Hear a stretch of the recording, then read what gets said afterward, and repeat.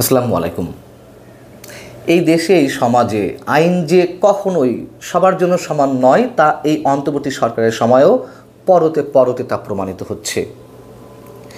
গাজীপুরের পুবাইলের একটি মসজিদের ইমাম মোহাম্মদ রইসউদ্দিন হত্যাকাণ্ডের এক সপ্তাহ পর এসেও দর্শক একজন আসামিকেও পুলিশ গ্রেপ্তার করেনি বা করতে পারেনি।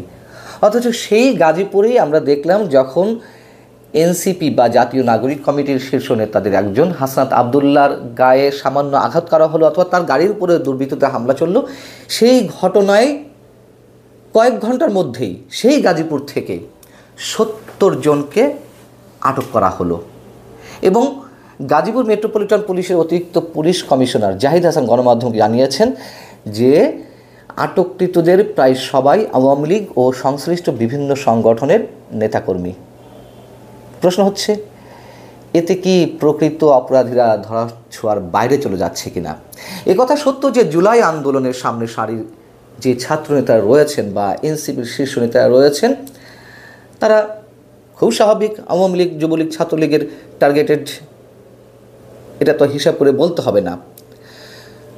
অতএব যাদেরকে আটক করা হয়েছে বা আওয়ামী লীগ, যুবলীগ, ছাত্রলীগের কেউ যদি এই ঘটনার সঙ্গে জড়িত থাকে অবশ্যই তাদেরকে আটক করা হবে, তাদের বিচার করতে হবে, আইনে আওতা আনতে হবে। কিন্তু গত 9 মাসে বিভিন্ন পর্যায়ে ছাত্রদের উপরে যে নানান ধরনের সন্ত্রাসী হামলার ঘটনা ঘটলো, আমি এর আগে বলেছি উদাহরণ হিসেবে নর্থ সাউথে সার্জিস আলম সহ তার সঙ্গে যারা ছিল তাদের উপর হামলা, কিংবা কুয়েটে বৈষম্যবিরোধী ছাত্র নেতাদের উপরে যে হামলা, সেই ঘটনাগুলোতে তো ছাত্রদল এবং জাতীয় নাগরিক পার্টি একে অপরের উপরে দোষারোপ করে আসছিল, তাই না?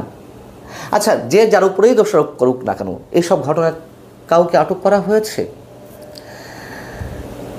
আর একটা কথা একটু মনে করিয়ে দিতে চাই, হাসনাত আবদুল্লাহরা গণঅভ্যুত্থানে নেতৃত্ব দিয়েছেন, স্বৈরাচারী সরকার পতন ঘটিয়েছেন, তাই বলে তারা যে দুধে ধোয়া হয়ে গেছেন, তারা ফ্রেস্তা হয়ে গেছেন, এটি মনে করার কোনো কারণ নেই। তাদের অনেকের বিরুদ্ধে চাঁদাবাজি, হুমকি, দখলবাজি, ভাগবাটোয়ারার নানান ধরনের অভিযোগ তো আসছে, এবং এইসব অভিযোগের সবগুলো যে একেবারে অমূলক তা নয়, তার অনেকগুলো তো প্রমাণিত হয়েছে এবং অনেকগুলো বেশ রহস্যজনক, সন্দেহের সৃষ্টি হলেও রহস্যজনক কারণে তার প্রকৃত সত্য কোনো গণমাধ্যম তুলে ধরতে পারছে না। তিনি গাজীপুরে গিয়েছিলেন, তার ড্রাইভার জানিয়েছেন যে কৃষি বিশ্ববিদ্যালয়ে তিনি গিয়েছিলেন এবং কৃষি বিশ্ববিদ্যালয়ে এক দরকারি কাজ শেষ করে তিনি ফেরার পথে এই ঘটনা ঘটেছে। কী কাজে গিয়েছিলেন হাসনাত আবদুল্লাহ সেটাও ভালো করে জানা দরকার। এবং বাতাসে অনেক কথা ভেসে বেড়াচ্ছে, যেসব ফিসফিসানি শুরু হয়েছে সেগুলো নিয়ে আপাতত আলোচনা করতে চাই না।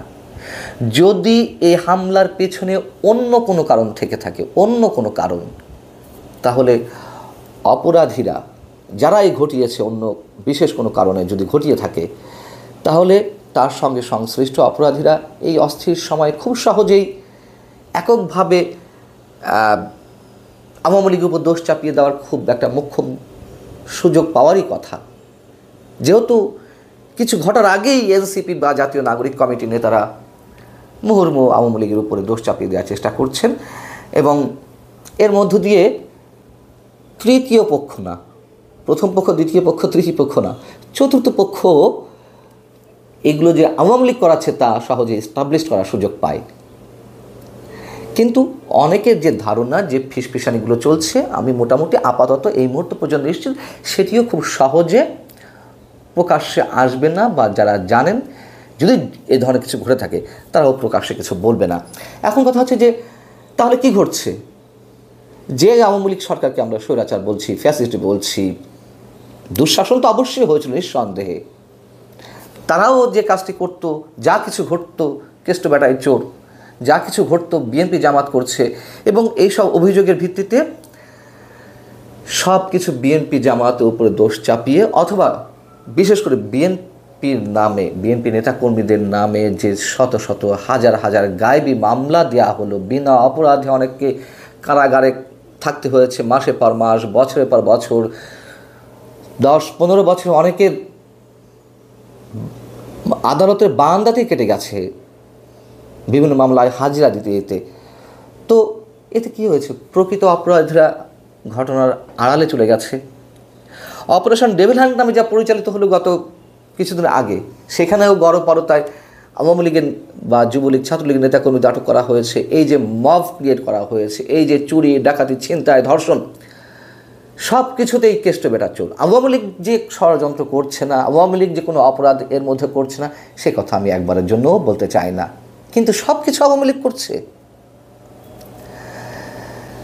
এনসিপি এবং বৈষম্য বিরোধীদের অনেকে বলছেন যে এই সরকার বিপ্লবীদের নিরাপত্তা দিতে পারছে না। মানে এই সরকার যেহেতু, মানে তারা নিজেদেরকে তো বিপ্লবী বলেন, তো গণ অভ্যুত্থানে যারা নেতৃত্ব দিয়েছেন বা যারা সংশ্লিষ্ট তাদেরই নিরাপত্তা দিতে পারছে না, তাহলে অন্য কোনো সরকার এলে তাদের নিরাপত্তা দেওয়া হবে কীভাবে?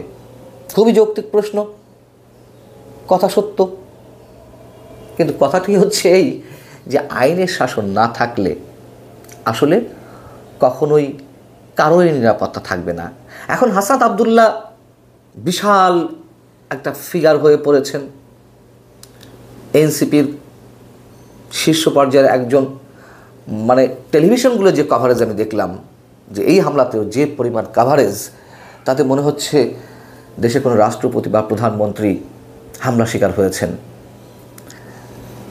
কিন্তু আইনের শাসন প্রতিষ্ঠা না হলে শুধু হাসনাত আবদুল্লাহ কেন, কারোর নিরাপত্তায় কেউ দিতে পারবে না। কি হবে? যারা এই যে গণ অভ্যুত্থানে যারা জড়িত বা সংশ্লিষ্ট বা এনসিপি নেতারা যারা দাবি করছেন যে নিরাপত্তা দিতে হবে, কিভাবে নিরাপত্তা দিবে? পুলিশ সদস্যদের দিয়ে নিরাপত্তা দেওয়ানো হবে? সেনা সদস্যদের দিয়ে নিরাপত্তা দেওয়ানো হবে? কজন সেনা সদস্য কতজন নেতাকে পাহারা দেবে? একজন ছাত্র নেতার পিছনে কতজন পুলিশ সদস্য রাখা হবে? এটা সম্ভব? কখনো সম্ভব না। যদি আইনের শাসন সত্যিই প্রতিষ্ঠিত হতো তাহলে তো এগুলো আর প্রয়োজন ছিল না। এবং শুরুতে যেটি বলছিলাম, রইসউদ্দিন একজন ইমাম, তার বিরুদ্ধে যে অভিযোগে আনা হোক না কেন সেটা অনেকে ষড়যন্ত্রমূলক, যাই হোক, সেই একই গাজীপুরে তো হত্যাকাণ্ডের পরেও তার কোনো আসামি গ্রেপ্তার হয় না। কেন হয় না? আর কেন হাসনাতের বেলায় 70 জন হুড় হুড় করে গ্রেপ্তার হয়ে যায়? খুব সহজে বোঝা যায়, এগুলো প্রশাসনের এক ধরনের দেখানো যে আমরা তৎপর। এভাবেই চলবে। আল্লাহ হাফেজ, ভালো থাকুন সবাই।